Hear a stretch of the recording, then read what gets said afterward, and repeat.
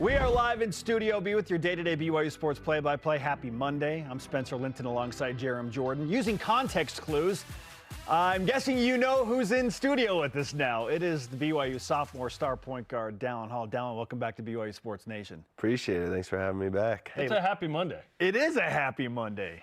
And listen, you told us that at some point you were going to throw down a big dunk. This is really our first opportunity to talk about what happened on that dunk in the Houston game. We just saw it. Walk us through that play, the one that you delivered on your promise on. Right. Came down the lane. There was no one there, surprisingly. So I just rose up, and in the last second, I was like, I might as well dunk this thing. So luckily, I got up enough. I actually, I have lost the ball for a sec, and so luckily, I was able to get it back and dunk it, but it's good to get one. It was a teeth grinder. Oh, I loved it. Oh, it was awesome, man. Oh, my goodness. Okay, so you have to regroup after that, the disappointment of that, and then in comes Texas. They come in super hot, have won 2 games in a row against ranked teams. How were you guys able to summon the performance you had, which was arguably the best of the year?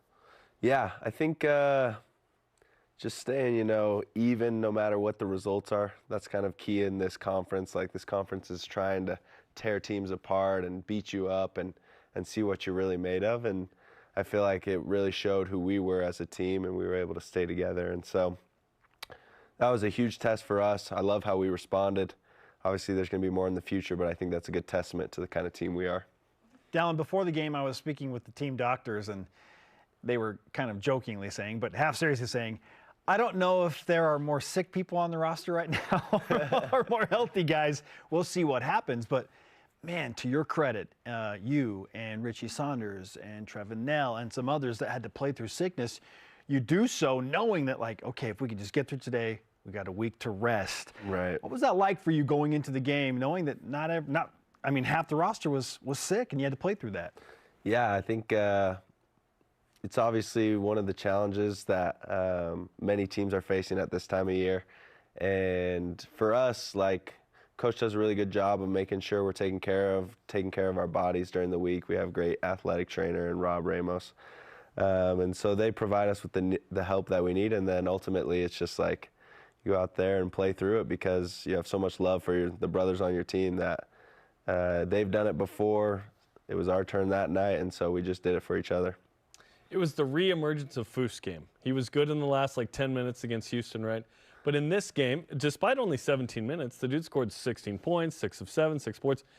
What is it like to have him back to where you can throw it in the post and have that option? Ali has that game, but it's been more of a 5-out thing with him. Yeah, no, it's huge because teams are scouting us. They're trying to throw different ball screen coverages at us, and a lot of teams resort to switch because they just can't handle the shooters. And so you can't switch on Foose. I mean, we talk about it. We say it's food as soon as you give it to him in the post, like he's going to go score. And what's awesome about Foose, and I think somewhere he's grown a lot this year, is he's now really being able to make the right play too. Like, if a guy helps, he's kicking it to a wide open shooter, so teams are just paralyzed. And it's awesome to see him back. He's going to help us a ton. We knew it would come along. Like, it's hard to come back mid-Big 12 season. And so it was just a matter of time, and he's loving it, and we're loving it too. Dallin Hall is with us on BYU Sports Nation, and Foose was a big part of winning in a different way on Saturday. You scored a ton in the paint. I mean, dominated Texas in the paint. At what point in the game did you realize, okay, clearly they're not going to allow us to take three-point shots. We're going to dominate the paint. When did that change? Yeah, I think it was pretty early on, just like coming off ball screens, realizing the defense was super extended. I think that's kind of how teams are approaching us more and more as time goes on, just because of the way we shoot it. And we did a really good job of finishing our cuts. Like, Noah early on had a few really great back cuts, and Ali was finding the right guys.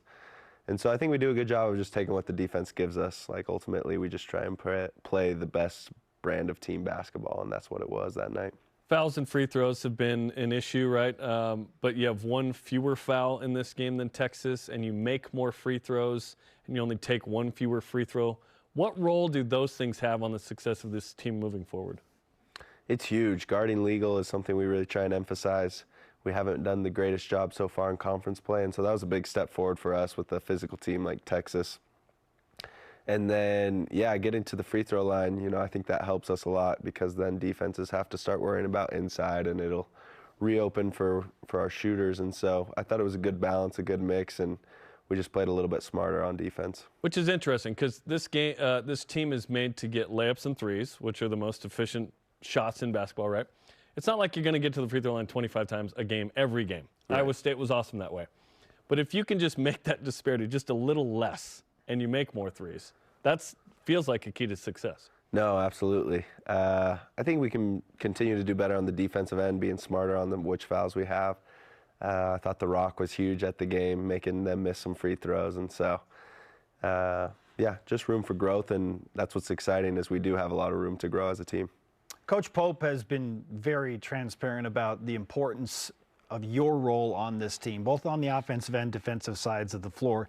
Getting into some foul trouble against Houston, so you had to sit on the bench. And then, of course, you're dealing with sickness on Saturday, so you had to take some breathers. Like, how is your team accommodating when you are not on the floor? What are you doing to try and maintain that level of play when the starting point guard is not on the floor? Yeah, I think it's just that same mentality that we've talked about all season is next guy up. So I get in that foul trouble, and Jax slides over to the point guard position, and it's just next guy up. And guys who are coming off the bench understand that we're just as deadly as a team because we have those same shooters out there, the same post presence. And obviously it's frustrating when I'm not able to be out there, but I'm just trying my best on the bench to help those guys see what I see when I'm out there. And they do a great job just stepping up and playing with confidence.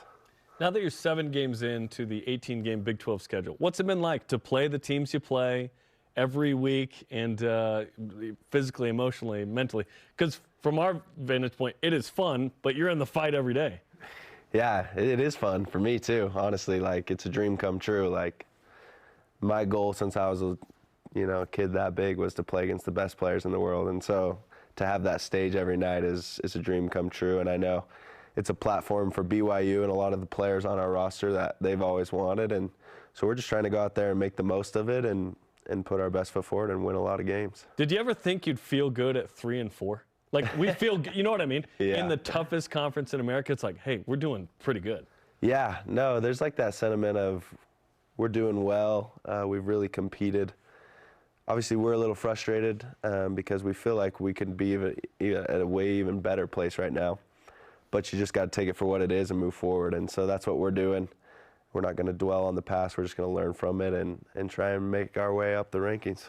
Aside from getting the obvious rest that your team needs and getting healthy, what's priority number 1 this week to get ready for West Virginia on Saturday? I think priority number 1 is to get fresh. Like, Coach talks a lot about that on our days off.